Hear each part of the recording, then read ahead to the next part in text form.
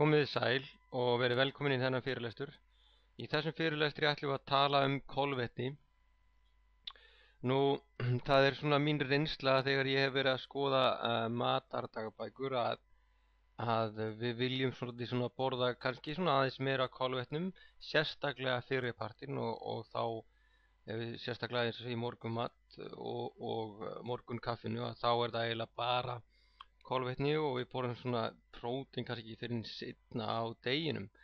Þannig að ég ætla að fara aðeins yfir kolvetni og hvaðan við fáum þau.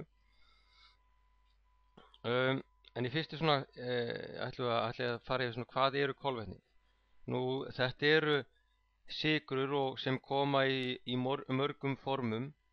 Nú það eru einföld kolvetni og það eru tvær gerðir þar, það er svona tveir flokkar. Það eru einsykrur, það er að segja glúkósi og fruktósi. Við finnum hana, það er að segja glúkósa í blóðinu en fruktósi er í ávöxtum, er aðalsykur í ávöxtum.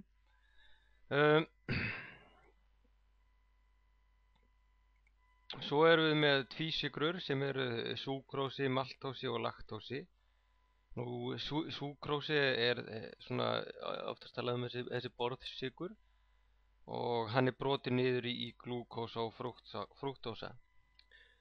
Svo erum við laktósa sem er þá mjólkursykur. Svo erum við það með það sem við köllum flókin kolvetni og það er þá fjölsykrur og þar erum við með það sem við köllum sterkju. En það eru hundruði glúkósa eininga sem eru settar saman. Nú svo eru við með og það er yfirleitt þessi forðanæring plantna sem er þá brotin svo niður í maltósa og svo niður í glúkósa. Nú glýkógen er það sama, það er hundruði glúkósa eininga og þegar það er mikið af glúkósi í blóðinu þá breytist sá forði í glýkógen. En líkaminn hefur svo sem takmarkað geymslupláss fyrir þetta glýkógen og það er svona 300 til 400 grömm. En þið sjáum að það er ekkert gríðarlega mikið. Nú það svo sem við förum betur í eftir hvað gerist þegar þessar byrðir eru fullar. Nú, hver er munurinn? Það er að segja að það er oft talað þessi náttúruleg kolvetni og svo unnin kolvetni. Nú, við viljum náttúrulega borða sem mest eða eiginlega bara þessi náttúruleg kolvetni. Því að þau innihalda öll vítamín, steinefni, ensím og prótein. Það er náttúrulega mikið af prótein og fiti í þessu en það er svona yfirleitt mjög frekar lítið og trefjum sem við þurfum til þess að melta og brjóta þetta niður. Hins vegar þegar við erum komin út í unnin kolvetni að þá er búið að fjarlæga þessi vítamín og næringarefni til þess að við getum melt og það sem gerast er að líkaminn verður að sækjast í eigin byrðir svo að við getum brotið þetta og melt þetta og við viljum náttúrulega ekki vera að sækja í eigin vítamínbyrði til þess að vinna úr matnum.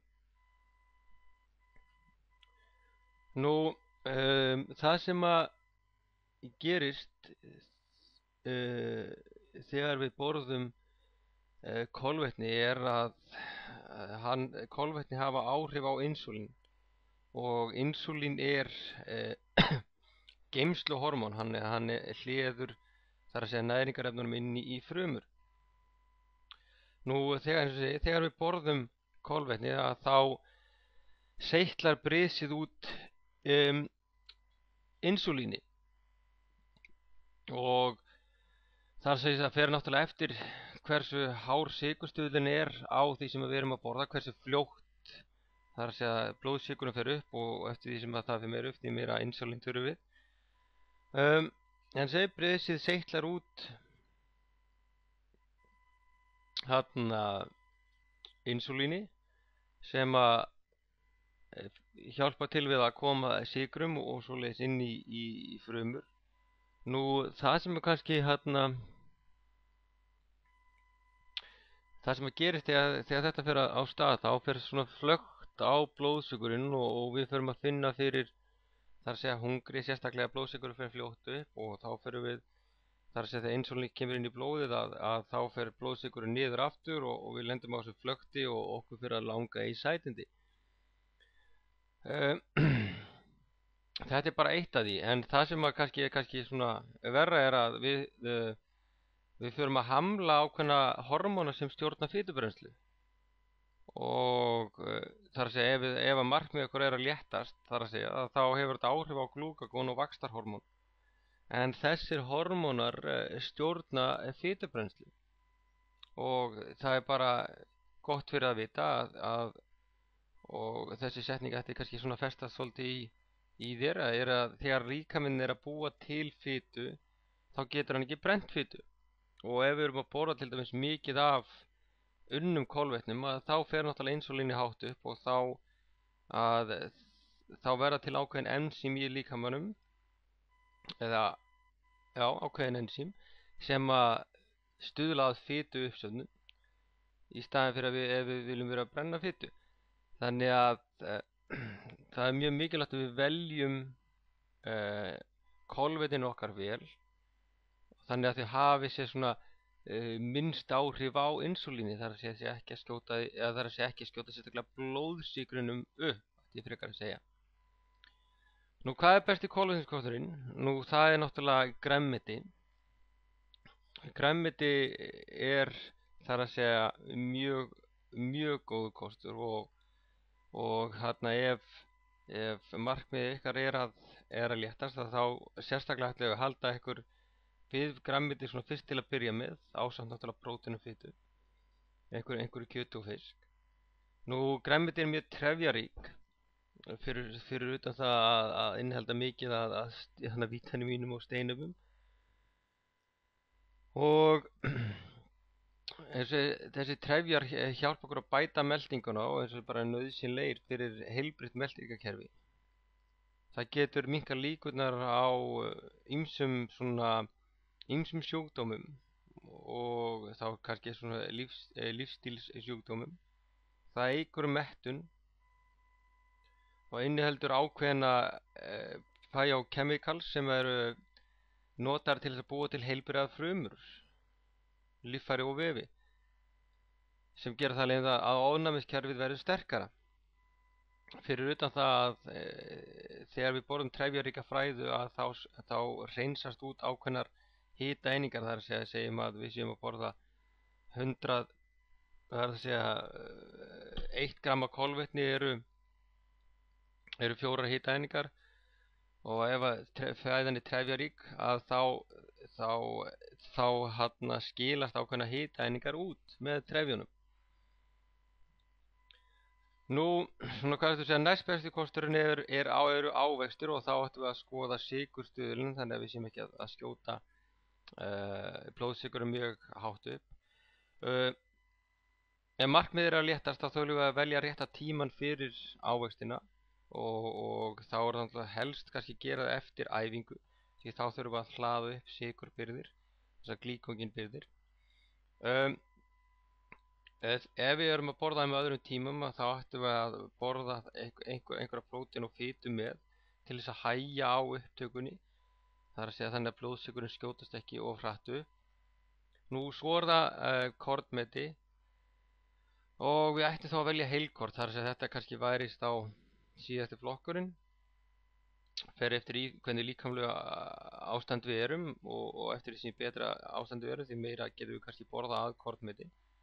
Og velja þar samt heilkorn, heila hafra, kínoa, þó það sé fræ, því að þau innihalda þau efni, það er allir næringarefni sem þurfum til að melta þau.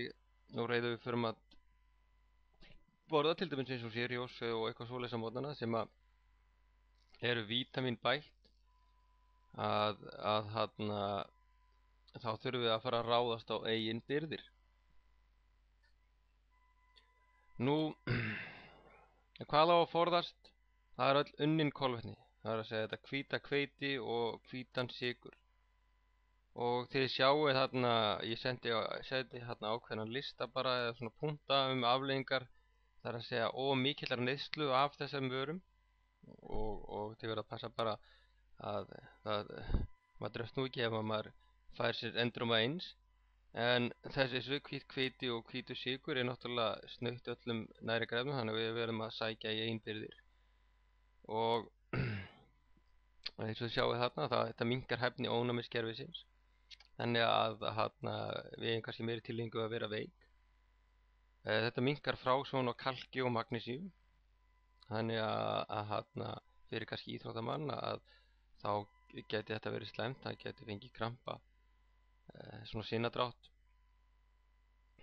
Minnkar orku og þreytu, ekki minnkar orku og þreytu, heldur minnkar orku og eykur þreytu. Og þið getið svo farið klárað þennan lista. En eins og segi, ég mæli með því að þið reynið að forðast þessar vörur.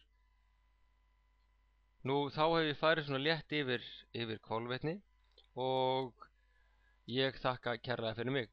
Gangi ykkur vel.